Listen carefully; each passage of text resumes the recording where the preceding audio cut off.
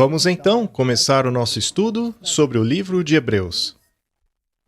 Nós o intitulamos como Substância e Sombra.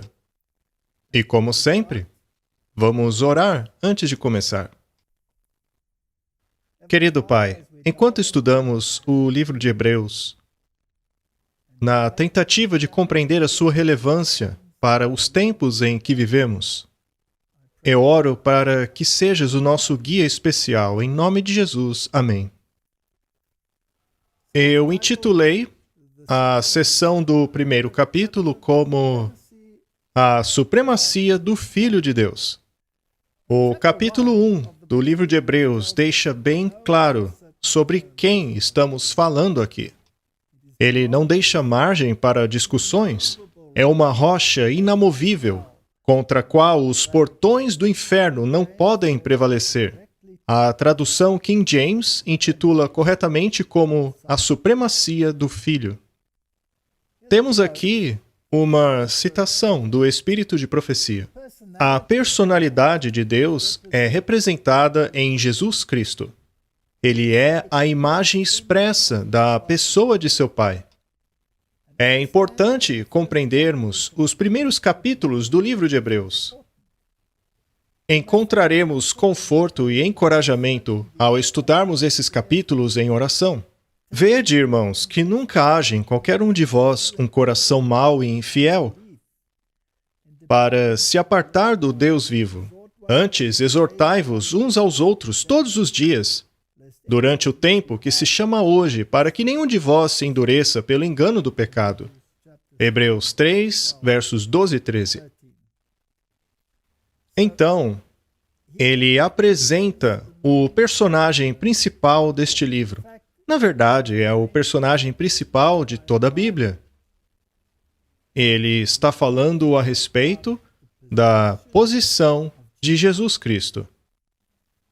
Eu mencionei na introdução que daríamos uma olhada nas estruturas quiasmáticas do livro, mas que não as veríamos com muitos detalhes, pois há tantas delas que, se fôssemos atentar a cada uma, nós, ainda assim, deixaríamos passar muitas delas.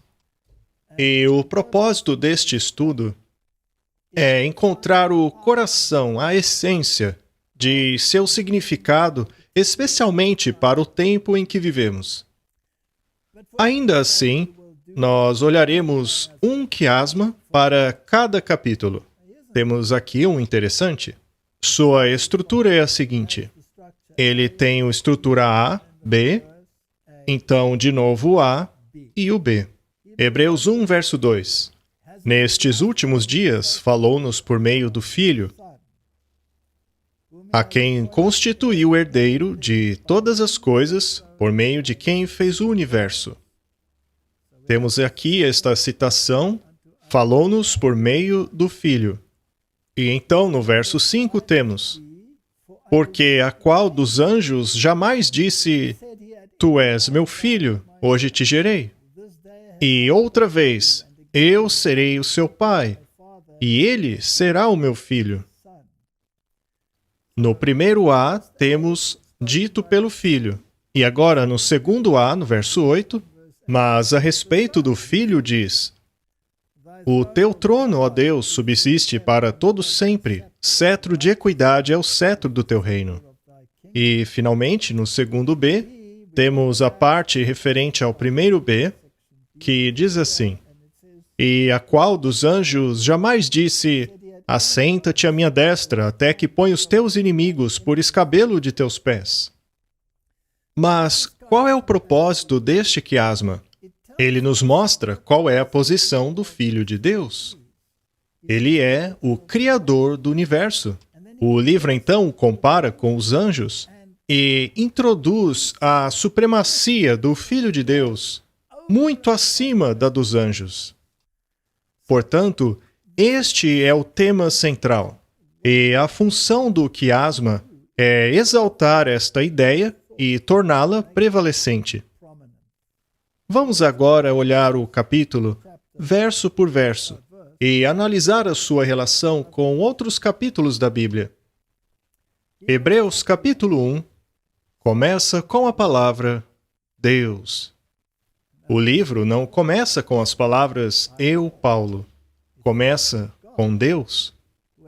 Tendo há muito tempo falado de várias maneiras aos nossos antepassados por meio dos profetas. Ele está se referindo às Escrituras do Antigo Testamento. Nestes últimos dias, falou-nos por meio do Filho, a quem constituiu o herdeiro de todas as coisas e por meio de quem fez o universo. No passado, o Evangelho era transmitido por meio dos anjos, também por meio dos profetas para o povo. Porém, havia chegado o momento em que ele falaria diretamente por meio de seu Filho, a quem constituiu herdeiro de tudo, por meio de quem fez também o universo. Ao consultar a minha Bíblia aqui, que diz Epístola de Paulo, Apóstolo aos Hebreus, e formos ao início aqui, que diz Deus tendo falado muitas vezes e de várias maneiras aos nossos antepassados por meio dos profetas, mas nesses últimos dias falou-nos por meio do Filho, a quem constituiu o herdeiro de todas as coisas, por meio de quem fez o universo. Bem aqui, ele deixa claro que o Filho é o Criador. E então, a partir do Criador, avançaremos para o Salvador, Governador, o próprio Deus, o Eterno, e então ao seu nome. Pois, segundo a Bíblia, este nome, Jeová, é o nome do Pai, mas este nome foi colocado em seu Filho. Portanto, ambos são referidos como Jeová. O verso 3 diz: O qual, sendo o resplendor da sua glória e a expressa imagem da sua pessoa, sustentando todas as coisas pela palavra do seu poder, havendo feito por si mesmo a purificação dos nossos pecados, assentou-se à destra da majestade nas alturas. Eu não acho que alguém poderia escrever isto de maneira mais sublime. Que introdução magnífica para o livro de Hebreus! Ela nos diz exatamente de quem estamos tratando aqui: o Filho de Deus, o Criador deste mundo, aquele que é o brilho da glória de toda a divindade, a imagem expressa de sua pessoa, que sustenta todas as coisas pelo poder de sua palavra, e tendo ele mesmo pago o preço de nossos pecados. Ele removeu os nossos pecados e recebeu a majestade e a glória, e agora se senta ao lado direito da majestade do céu, no trono da misericórdia. É uma introdução magnífica. Esta é uma citação do Espírito de Profecia na Review and Herald. Deus, tendo antigamente falado muitas vezes e de muitas maneiras aos pais, pelos profetas, a nós falou-nos nesses últimos dias pelo Filho. Ela então começa citando todos os versos no início do capítulo 1. a quem constituiu herdeiro de tudo, por quem fez também o universo, o qual, sendo o resplendor da sua glória e a expressa imagem da sua pessoa, sustentando todas as coisas pela palavra do seu poder, havendo feito por si mesmo a purificação dos nossos pecados, assentou-se à destra da majestade nas alturas. E então ela diz: aqui a posição de Jesus Cristo, em referência ao seu Pai, é mencionada. Enquanto eles são um em propósito, um em mente, ainda assim, em personalidade, são dois. Esta é uma declaração muito importante, pois ela vai diretamente contra ao que o mundo pensa sobre o assunto. Ao analisarmos o que as religiões falam a respeito da divindade, este conceito de o Pai e o Filho serem pessoas distintas, porém um em mente, e neste sentido, é um conceito muito importante.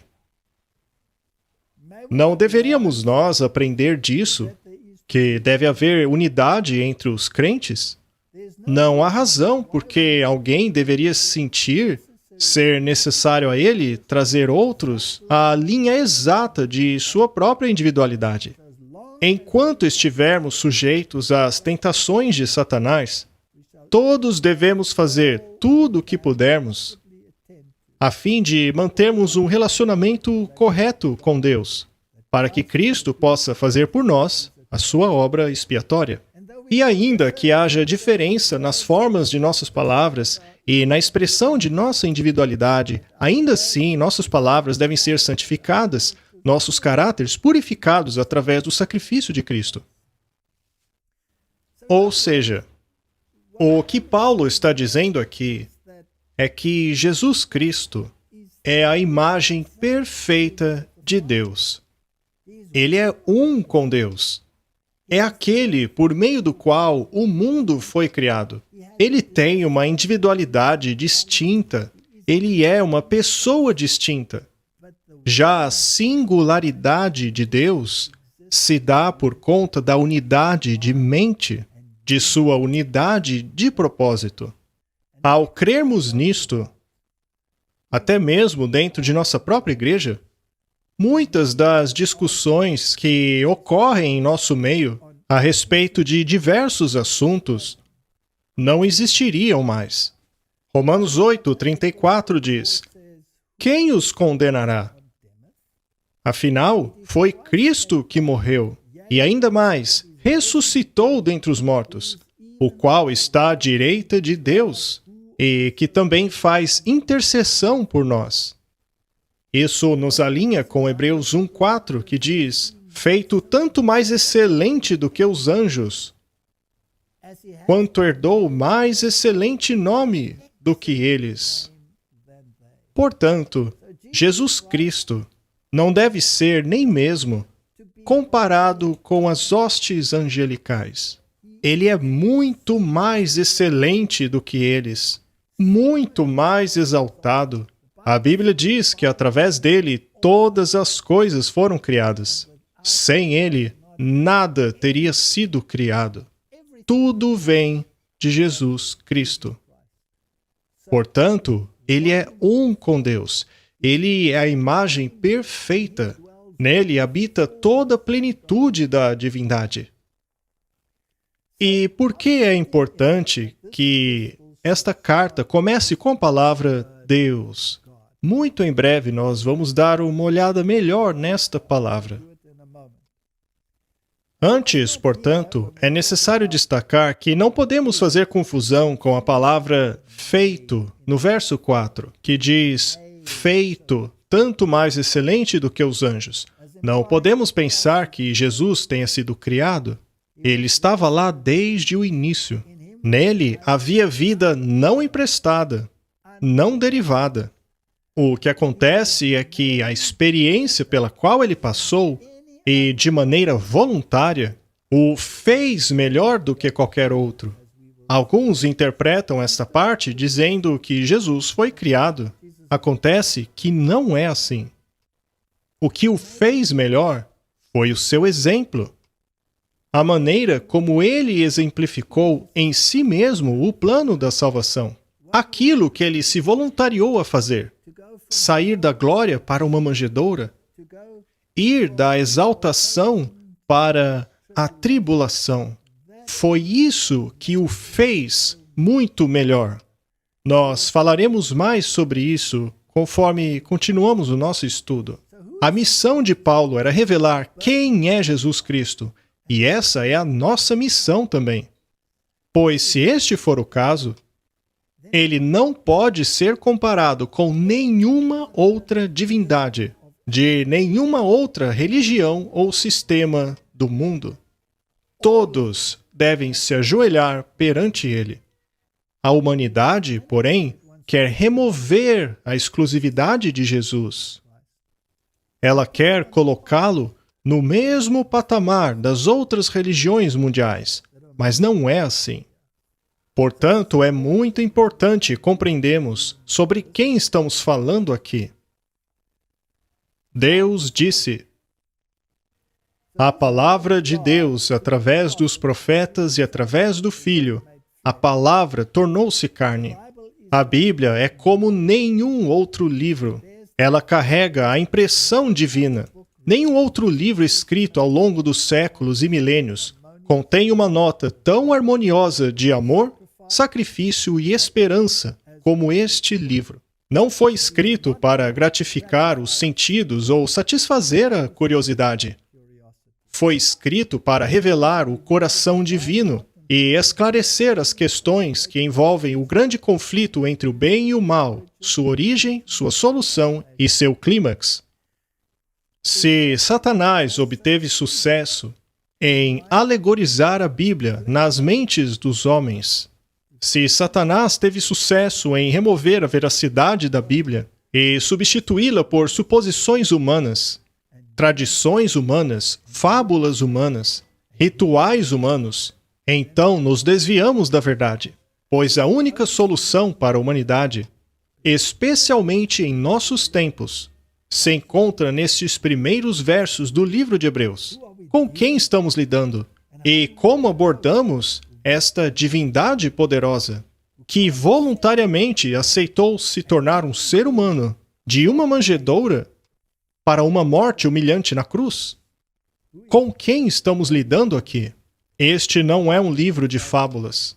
Chegou a hora da humanidade aceitá-lo como a palavra de Deus. Lemos na Review and Herald: mas enquanto a palavra de Deus fala da humanidade de Cristo, quando esteve nesta terra, ela também fala decididamente em relação à sua pré-existência. A palavra existiu como ser divino, como o eterno Filho de Deus, em união à singularidade de seu Pai. Agora preste atenção nisso. Desde a eternidade, ele foi o mediador da aliança, aquele em quem todas as nações da terra, tanto judeus como gentios, ao aceitá-lo, seriam abençoados. A palavra estava com Deus, a palavra era Deus. Não importa o quanto as pessoas procurem distorcer as Escrituras de seu propósito original, a verdade sempre prevalecerá. E ainda que procurem alterar este verso, como fazem algumas Bíblias, isso não anula os outros versos que estão em harmonia com esta parte das Escrituras. Antes que homens ou anjos fossem criados, a palavra estava com Deus e a palavra era Deus. O mundo foi feito por ele, e sem ele, nada do que existe teria sido feito. Se Cristo fez todas as coisas, ele existia antes de todas as coisas. As palavras ditas em relação a isso são tão claras que ninguém deveria duvidar. Cristo era essencialmente Deus. Ele é Deus essencialmente e em seu máximo sentido. Ele estava com Deus desde a eternidade, Deus sobre todos, abençoado para todo sempre. E ao lermos Filipenses 2:6, é dito: aquele que, sendo em forma de Deus, Não teve por usurpação ser igual a Deus. Se não compreendermos que Jesus Cristo é o próprio Deus, nós teremos entendido tudo errado. Veja o que a humanidade está fazendo de Jesus Cristo. Eles o expulsaram das escolas, o expulsaram dos tribunais, removeram o seu evangelho da salvação e o substituíram por um evangelho de invenção humana. É hora de acordarmos. É hora de entendermos o que a Bíblia realmente quer nos dizer. Estas palavras foram escritas para nós, tanto quanto foram escritas para aquela época, para aquele povo que ainda queria se apegar às suas tradições. Se quisermos compreender quem Jesus realmente é, temos que compreender o que a Bíblia diz a seu respeito. Ao irmos a Salmos, capítulo 2, verso 1 em diante, vemos que na versão King James o título é O Reino do Ungido do Senhor. Por que se amotinam os gentios e os povos imaginam coisas vãs? Os reis da terra se levantam e os governos insultam juntamente contra o Senhor e contra o seu ungido, dizendo... Vamos parar um pouco aí. Exegeticamente, ou seja, no tempo em que o livro de Hebreus foi escrito,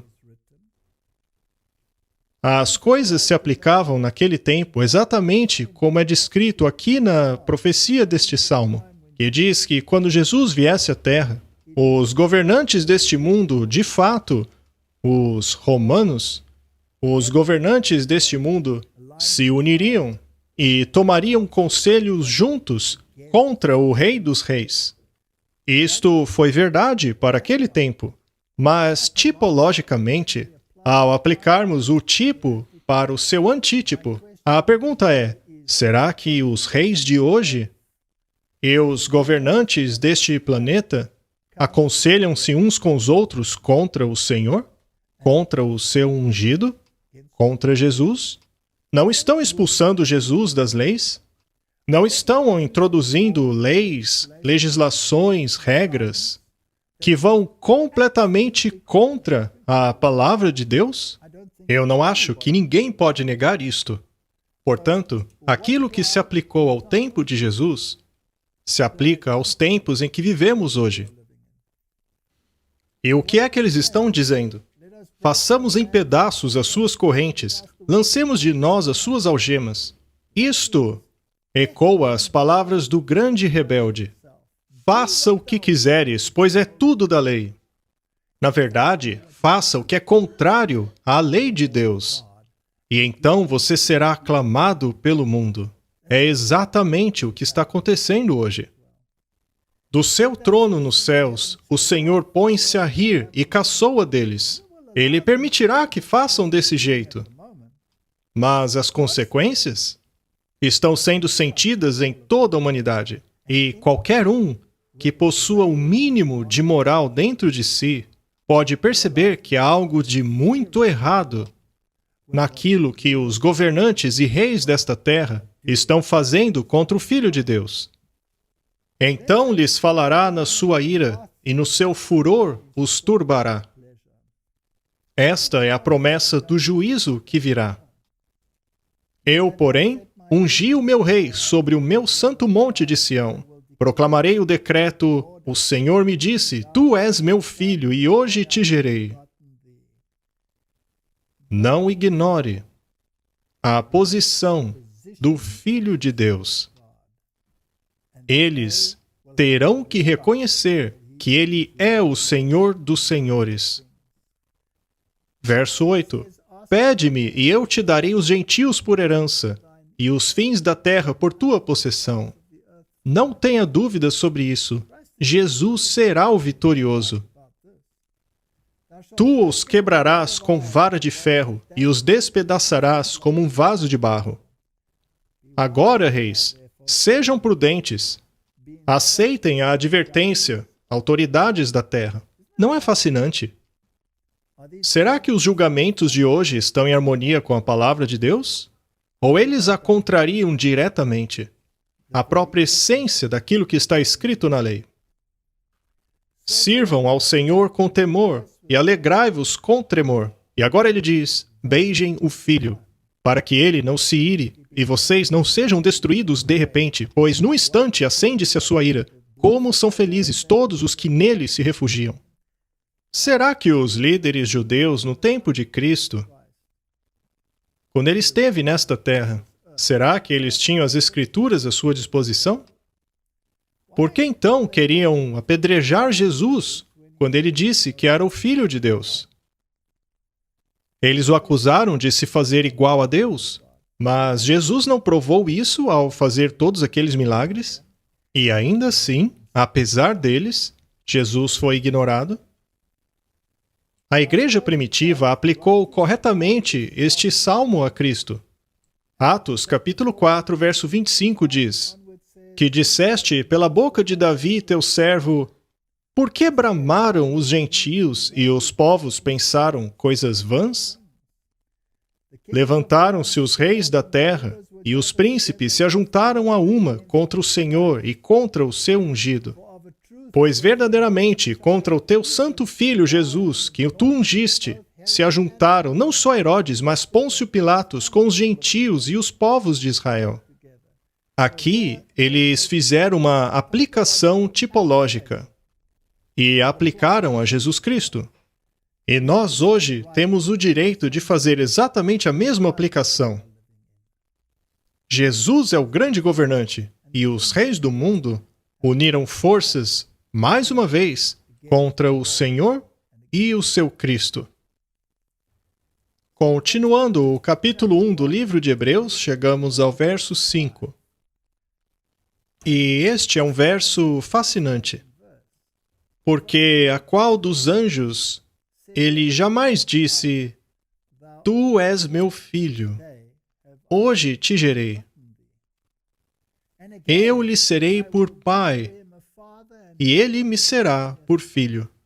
E outra vez, quando introduz no mundo o primogênito, diz, e todos os anjos de Deus o adorem. O que nos dizem esses versos? Eles nos falam da supremacia do Filho de Deus. O Pai jamais disse a nenhum dos anjos, você é o meu filho. Isto é muito especial. As pessoas fazem confusão com a palavra primogênito. Muitos relacionam esta palavra, primogênito, ao processo normal de nascimento, como vemos na humanidade. Mas esta palavra não tem nada a ver com Cristo sendo um ser criado, pois nós já vimos que ele já estava lá desde o início. Ele sempre esteve com o Pai. Nós já falaremos sobre isso mais detalhadamente daqui a pouco. E então ele diz claramente que todos os anjos de Deus o adorem. Isto faz do Filho de Deus, Deus. Pois nos é ordenado adorar somente a Deus, somente a Ele servir. Jesus, portanto, é em sua própria essência Deus, o Eterno, junto com o Pai. Foi por meio dele que tudo foi criado. E não apenas os anjos devem adorá-lo, os homens também devem adorá-lo. Lucas 24:51 diz, e estando ainda a abençoá-los, ele os deixou e foi elevado ao céu. E, o adorando, voltaram com grande júbilo para Jerusalém. Tanto as hostes angélicas quanto a própria humanidade devem adorá-lo. Portanto, ele só pode ser Deus, pois somente Deus pode receber adoração. Esta palavra grega aparece 3 vezes no livro de Hebreus. Aparece em Hebreus 1, verso 5, capítulo 5, verso 5 e 11, verso 17. Ela não é exatamente sempre a mesma palavra. Hebreus 1, verso 5 diz, por que dos anjos jamais disse, tu és meu filho, hoje te gerei? Esta palavra no grego é genao. E eu lhe serei por pai, e ele me será por filho. Já em Hebreus capítulo 5, verso 5, nós lemos assim: da mesma forma, Cristo não tomou para si a glória de se tornar sumo sacerdote, mas Deus lhe disse: Tu és meu filho, e hoje te gerei. Veja, mais uma vez, a palavra Genaó. E então, em Hebreus 11:17, temos a terceira vez que esta palavra aparece. Aqui ela está na forma monogênes. Pela fé, Abraão, quando foi provado, ofereceu Isaque. E aquele que recebeu as promessas, ofereceu o seu único filho gerado. Muito bem. O que significa estas palavras? Mas em Hebreus 1, verso 6, ainda vemos: e outra vez, quando introduz no mundo o primogênito, diz: e todos os anjos de Deus o adorem. O que significa a palavra unigênito? Segundo o dicionário, prototokos significa, e ele dá aqui os números de referência, o que nasceu primeiro, normalmente um substantivo ou figurativamente. Primogênito quer dizer nascido. Mas será que no caso de Jesus se aplica ao nascimento literal? Ao voltarmos para a palavra Genaó, temos os seguintes significados: relacionado ao homem que gerou filho, ter nascido, ter sido gerado, mulher que dá luz ao filho. Mas agora temos os sentidos metafóricos: causar, provocar o surgimento, instigar. No sentido judaico, trazer alguém para o seu modo de vida, converter alguém. Deus fazendo Cristo seu filho. Deus fazendo dos homens seus filhos através da fé na obra de Cristo. Existe, portanto, um sentido metafórico. Mas e agora? Adotaremos o sentido literal, fazendo da sombra a substância, ou adotaremos o sentido mais elevado? É isto que precisamos decidir. A palavra monogênes significa singular, único, sem igual. Ou seja, não existe outro como ele. Nenhum dos anjos é como ele. Nenhum deles. Não há outro igual a ele. Ele não é comparável a ninguém mais. O único que é como ele é o próprio Pai. Então, além da palavra Genaó, a palavra monogênes também é aplicada a Cristo em outras escrituras. Por exemplo, a palavra monogênes está nos seguintes versos. João 1, verso 14. E a palavra se fez carne e habitou entre nós, e nós contemplamos sua glória, a glória do Filho unigênito de Deus, cheio de graça e verdade.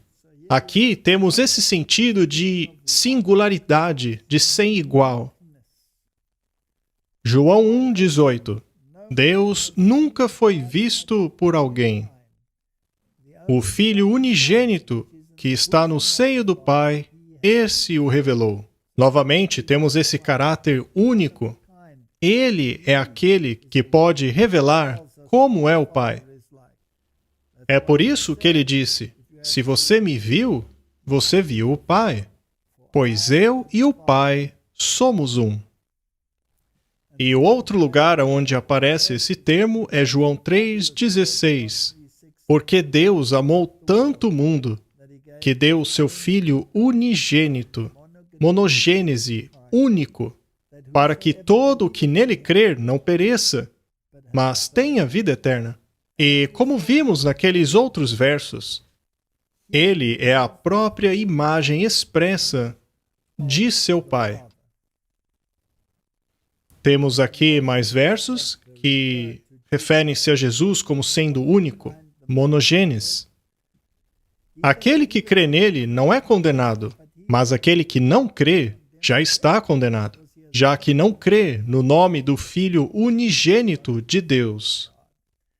Aqui temos mais uma vez este conceito de singularidade. Nisto foi manifestado o amor de Deus em relação a nós, pois Deus enviou o seu Filho unigênito para o mundo, para que pudéssemos viver por meio dele. Então, esta é a missão de Paulo no livro de Hebreus, descrever a singularidade do Filho de Deus. Este é um parágrafo retirado do Signs of the Times, o pré-existente, autoexistente Filho de Deus. Cristo é o pré-existente, autoexistente Filho de Deus. Ao falarmos de sua pré-existência, Cristo carrega a mente através de incontáveis eras. Ele nos assegura de que nunca houve um tempo em que ele não estivesse em íntima comunhão com o Deus eterno. Aquele cuja voz os judeus estavam ouvindo havia estado com Deus como alguém que vivia com ele. Ele é eterno. Nunca houve um tempo em que ele não existisse, nem ao menos um segundo sem que o Filho existisse. Ele não é um ser criado, ele é um ser coeterno junto com o Pai. Ele sempre foi igual a Deus, infinito, onipotente. Ele é o eterno e autoexistente Filho. É exatamente isto que as Escrituras ensinam a respeito de Jesus. Ele é da eternidade. Enquanto a palavra de Deus fala à humanidade a respeito de Cristo enquanto esteve nesta terra, ela também fala decididamente a respeito de sua pré-existência. Já lemos esse texto, mas vamos ler de novo. A palavra existiu como um ser divino, como o eterno Filho de Deus, em união e singularidade com seu Pai. Desde a eternidade, ele era o mediador da aliança. Aquele em quem todas as nações da terra, tanto os judeus quanto os gentios, caso o aceitassem, seriam abençoados. A palavra estava com Deus e era Deus. Antes que homens ou anjos fossem criados, a palavra estava com Deus e era Deus. Tanto a Bíblia como o espírito de profecia estão em harmonia absoluta em relação a este ponto. Cristo mostrou a eles que, apesar de acharem que ele havia vivido menos de 50 anos, sua vida divina jamais poderia ser contabilizada por humanos. A existência de Cristo antes de sua encarnação não é medida por figuras. Jesus sempre existiu por toda a eternidade. Vejamos como Martinho Lutero entendia este assunto. Sabe, é sempre bom analisarmos as opiniões de homens que sabemos que o Espírito de Deus os tocou e os moveu, que trabalhou neles. Lutero disse o seguinte: nós cristãos deveríamos saber que, se Deus não está de um lado da balança para dar-lhe peso, o nosso lado da balança iria até o chão. Entendam o seguinte: se for verdade que quem morreu por nós não foi Deus, mas um mero ser humano, nós estamos perdidos. Mas se Deus de fato morreu e está do outro lado da balança, então o lado dele desce e o nosso vai para cima, como se estivesse vazio. Ainda assim, ele poderia subir novamente ou deixar a balança vazia. Mas ele não poderia permanecer na balança a não ser que se tornasse um homem como nós, de forma que isto pudesse ser chamado de a morte de Deus, o martírio de Deus, o sangue de Deus, a morte de Deus, já que Deus, em sua própria natureza, não pode morrer. Mas agora que Deus e o homem estão unidos em uma pessoa, é chamado de a morte de Deus, pois o homem que morreu é um em substância e pessoa com Deus. Martinho Lutero acreditava que Jesus é Deus. Afinal, quem pode ser adorado senão somente Deus? Vamos continuar lendo o livro de Hebreus agora. Vamos para o verso 7. E quanto aos anjos, diz: faz dos teus anjos espíritos, e de seus ministros labaredas de fogo. Mas do Filho, ele diz: o teu trono, ó Deus, subsiste pelos séculos dos séculos. Cetro de equidade é o cetro do teu reino. Aqui ele está citando as Escrituras e diz sucintamente que Jesus é o próprio Deus. Amaste a justiça e odiaste a iniquidade.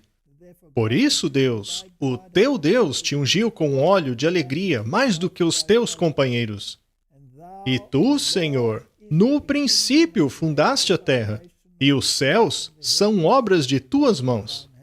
Portanto, aqui ele está reiterando que Jesus Cristo é o Criador de todas as coisas. Imagine se a humanidade aceitasse este ideal do livro de Hebreus. Quão diferentes seriam as coisas. No tempo de Jesus, os judeus se recusaram a aceitar isto.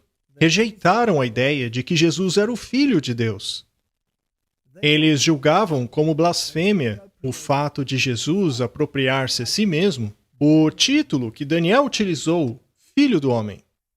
Eles não conseguiam aceitar o fato de que Jesus era a imagem expressa de Deus. Acontece que eles tinham as Escrituras à sua disposição. Eles poderiam ter sabido. Lemos muitos textos do Antigo Testamento que testificam do fato de que existe um Filho e de que ele é o próprio Deus. O interessante é que ao lermos os primeiros capítulos do livro de Gênesis, vemos que a palavra Deus aparece por 30 vezes no capítulo 1. E este capítulo, que trata da criação, esta palavra está sempre na forma plural. Veja que interessante. A palavra que é utilizada para Deus no capítulo 1 aparece 30 vezes na forma plural. Nos demais capítulos, o singular passa a ser utilizado, mas na criação, a forma plural é utilizada, e por 30 vezes. Elohim, deuses. El é singular e Elohim é o plural da palavra Deus. Por exemplo, lemos em Gênesis 1, verso 26. E Deus, Elohim, plural, disse: façamos o homem à nossa imagem. Veja que também é plural. Após a nossa imagem, outro plural. E domine sobre os peixes do mar, sobre as aves dos céus, e sobre o gado, e sobre toda a terra, e sobre todo réptil que se move sobre a terra. Se formos verificar no dicionário, vemos que Elohim é plural. Significa deuses. É utilizado no plural, especialmente com artigo, para referir-se ao Deus Supremo. Mas como os escribas judeus lidavam com isso? Uma vez que o texto não deixa dúvidas de que o Deus que criou todas as coisas aparece aqui no plural. Bem, lá no Talmud, eles dizem que este diálogo ocorreu entre Deus e os anjos. Portanto, ali no momento da criação, Deus estava conversando com os anjos, dizendo a eles: vamos fazer o homem à nossa imagem. Mas a Bíblia diz claramente que os anjos também foram criados, pois sem ele, nada do que existe teria existido. Então, com quem era esta conversa? Se os judeus realmente quisessem, eles poderiam ter encontrado Jesus nestas palavras. Vamos continuar avançando. Portanto, Gênesis 1:26 diz que o homem foi criado à imagem de deuses. Traduzido literalmente, o verso diz o seguinte: e deuses disse: façamos o homem à nossa imagem e à nossa semelhança. Algumas pessoas hoje diriam blasfêmia, mas isso é exatamente o que o verso está dizendo. E 1 Coríntios 8, verso 6 diz: todavia, para nós há um só Deus, o Pai, de quem é tudo e para quem nós vivemos. E um só Senhor, Jesus Cristo, por meio de quem vieram todas as coisas e por meio de quem vivemos. E Deuteronômio 6, verso 4, ecoa esta ideia, dizendo assim: ouve, Israel, o Senhor nosso Deus é o único Senhor. É por esta razão que os judeus rejeitaram a divindade de Jesus Cristo, já que o texto diz que o Senhor nosso Deus é o único Senhor. Vamos dar uma olhada nisto com mais detalhes. No hebraico, existem duas palavras para esta palavra um. Apesar de serem semelhantes, são diferentes em significado. As duas palavras são Ehod e Yohid. A palavra Yohid é utilizada no sentido de singularidade absoluta, mas a palavra Ehod, traduzida como expressa e contém o pensamento de unidade. Ela frequentemente traz a ideia de pelo menos dois, porém em um pensamento, ação e expressão. Isto é fascinante. Temos que ser muito minuciosos ao lermos estes versos, a fim de vermos o seu real significado.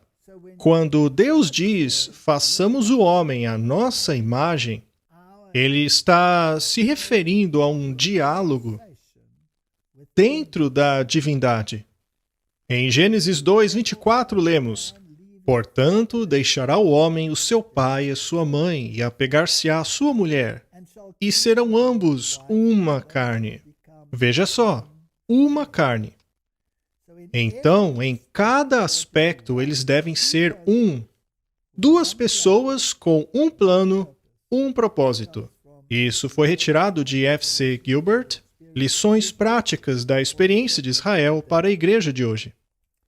Portanto, esta pequena palavra, que implica pluralidade, que representa em propósito mais do que em número, encontra eco na criação da humanidade. Façamos o homem à nossa imagem e semelhança. Macho e fêmea os criou, para serem em propósito, mas não em individualidade. Portanto, a criação da humanidade, na qual temos dois indivíduos que tornam-se em propósito, é a imagem de Deus. Em qual posição isto coloca Jesus Cristo em relação ao seu Pai?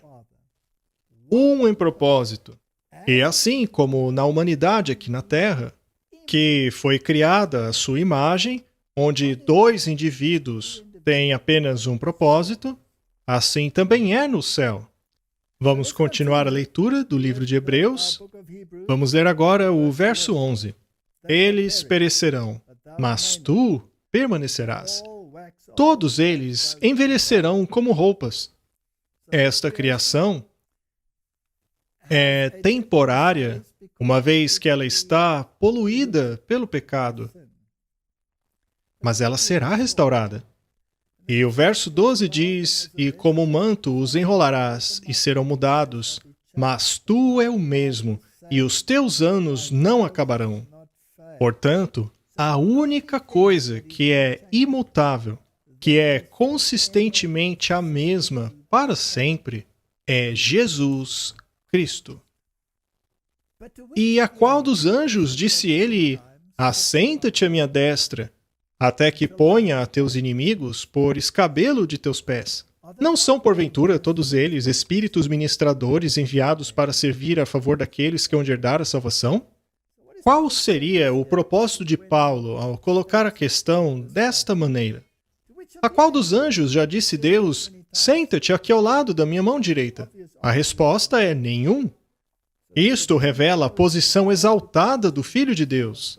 Paulo quer deixar claro que os judeus tiveram oportunidade de perceberem a magnitude daquilo com a qual estavam lidando, mas eles escolheram ignorar. Agora, trazendo isso para nós hoje, será que nós, de igual forma, temos a oportunidade, ao estudarmos a Bíblia, de percebermos com quem estamos lidando no que se refere à posição do Filho de Deus? Afinal, a qual dos anjos Deus já disse, senta-te aqui ao lado do meu braço direito? A qual dos profetas? E eu não me refiro apenas aos profetas do cristianismo, mas aos profetas de todas as religiões. A qual anjo e a qual profeta Deus já disse, senta-te aqui ao lado do meu braço direito? Vejam, se nós não colocarmos Jesus Cristo em sua posição correta, então terminaremos como o mundo está hoje, que removeu Jesus dos tribunais e colocou-se a si mesmo em seu lugar. A humanidade está violando a lei de Jesus, colocando as suas próprias tradições em seu lugar. assim como fizeram os judeus no tempo de Cristo. Não são eles espíritos ministradores? Ou seja, eles não têm um trabalho assim como todos nós? Enviados para servir a favor daqueles que hão de herdar a salvação? Qual é o nosso dever? Pregar sobre mudança climática ou pregar sobre a salvação de Jesus Cristo? Ao levar em consideração este primeiro capítulo, o que você acha? Martinho Lutero escreveu: João disse: no início era a palavra, e a palavra estava com Deus, e a palavra era Deus. O apóstolo Tomé também chamou Cristo de Deus. Ele disse, meu Senhor e meu Deus.